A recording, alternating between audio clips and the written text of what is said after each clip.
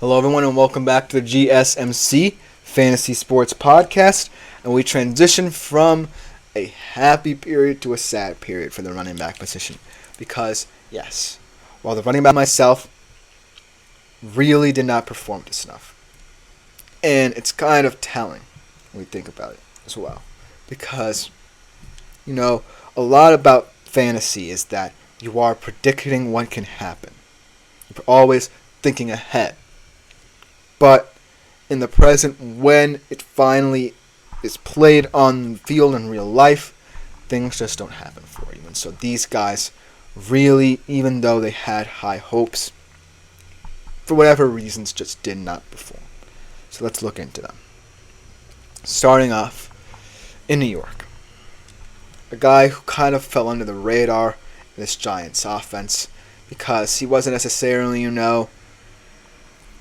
the guy who was supposed to have all the pressure on his shoulders, but might now receive a lot more pressure than necessary in Devin Singletary. Now, I know what you're thinking.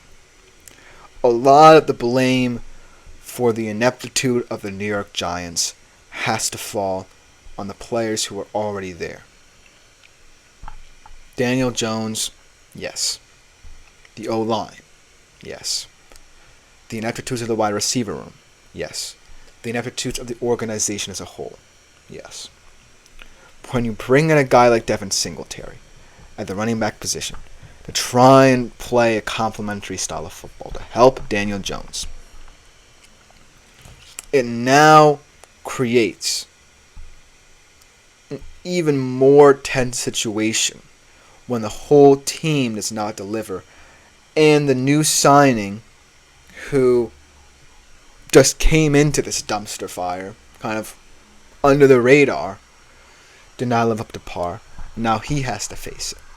I don't think it's fair to indict a guy like Devin Singletary because he kind of profiles one of the better players in this Giants offense. He only had 10 carries, 37 yards, 9.2 fantasy points. But is it really his fault? Again, like with Daniel Jones, maybe more blame should fall on Daniel Jones as the quarterback. He has to own up to his own mistakes and the deficiencies of this offense. But at the end of the day, anyone on the Giants has to live with this.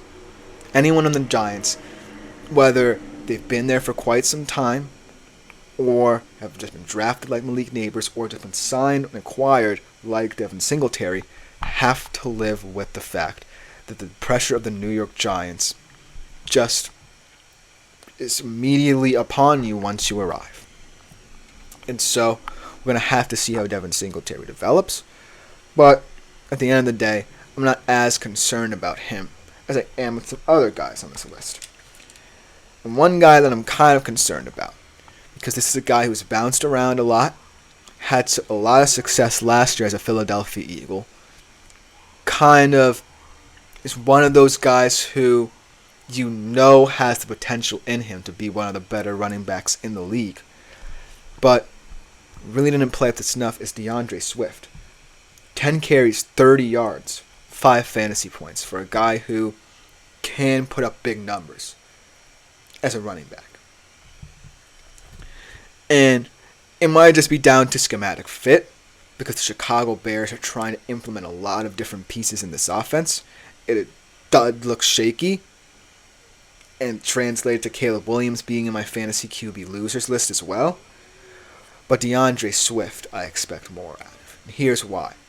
Because for someone who's been in so many different running back rooms around the league, learning from different kind of philosophies, understanding different parts of the running back role, I would expect him to be even more of a leader for Caleb Williams in this offense. Yes, they want to get vertical down the field in the pass game. Yes, they have one of the better receiving cores in the league.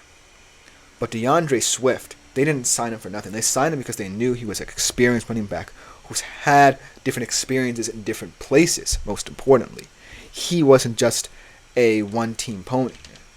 He was someone who they believed could impart some wisdom to this team. But he was not up to snuff in this offense.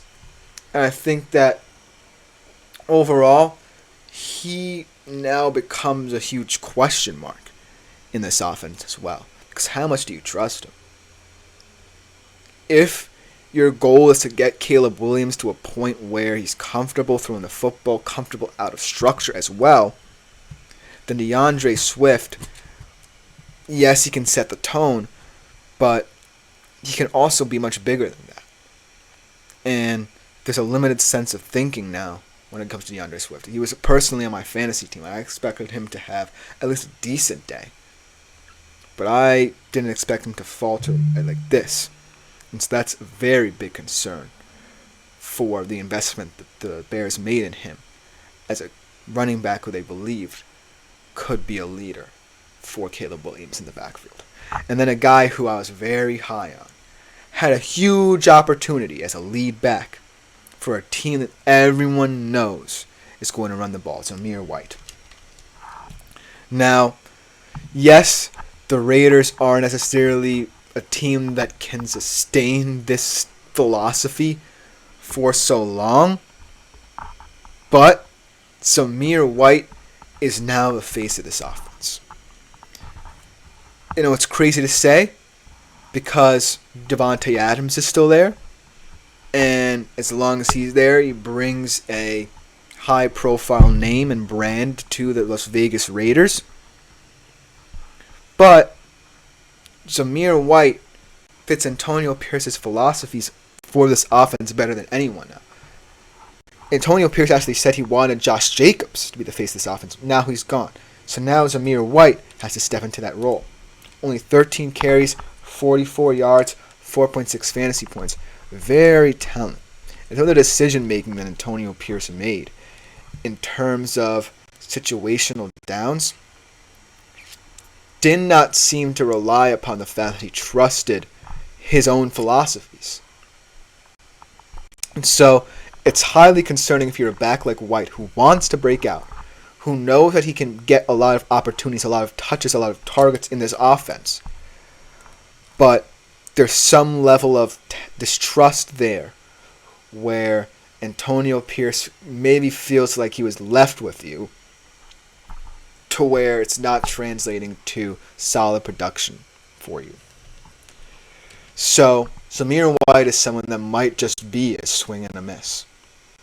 But I'm still holding out hope for him because, like I said, it is week 1, and the Raiders are going to be a run-first team. Perhaps the most disappointing of all, a guy who a lot of people take very high in fantasy drafts, even knowing the risk of doing it. A guy who a lot of people were saying was going to get a lot of touches in the system. Raheem Morris constantly said, we are going to get this guy more touches in this offense. He did get the touches, but not the efficiency. Bijan Robinson. 18 carries, 5 catches off 5 targets. That's 23 combined quote-unquote touches for Bijan Robinson. So that's a solid number for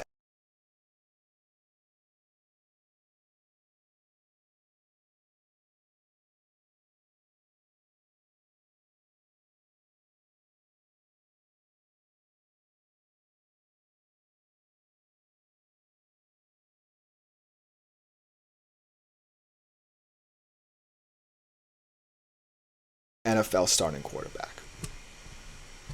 But only 68 yards, no touchdowns, and the 5 catches for 43 yards. Yes, that could be down to the pressure this offense was facing because of the Pittsburgh defense. Yes, it could be because Kirk Cousins really was not equipped to play this game because he looked very stiff in this game.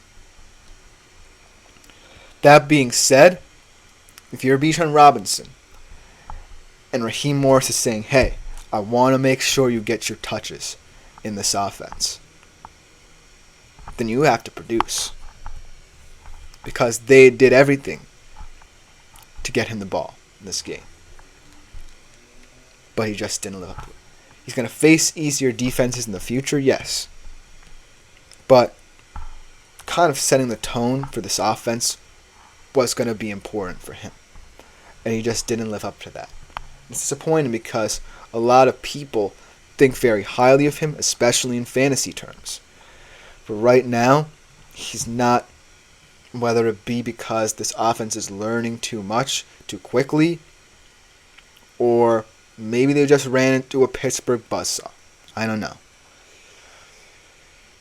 He's going to have to be the X factor for this offense. But overall, you can't place too much weight. Because like I said, fantasy football is a very predictive thing. It's a very future-heavy thing. And all we have right now is what happened. With that being said, take these winners and losers with a grain of salt. There are some winners that will probably be fantastic fantasy players for the rest of the season. But there are some who might falter. And there are some losers who still have potential. So make of this what you will. But at the end of the day, I'm just seeing what I saw this weekend. I'm basing that kind of predictive manner of winners and losers